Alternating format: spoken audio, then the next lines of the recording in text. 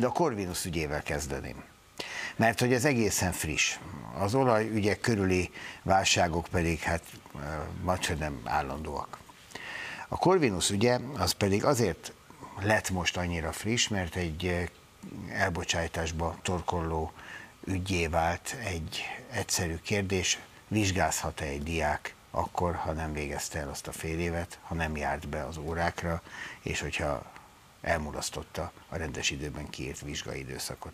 Erre a tanára azt mondja, hogy nem, mások meg azt mondták, hogy igen, és valahogy úgy tűnik, hogy a többiektől elzárva és egy speciális feladatsort kapva saját környezetében, ahogy neki kényelmes volt, levizsgázhatott. Ez az alapja az ügynek.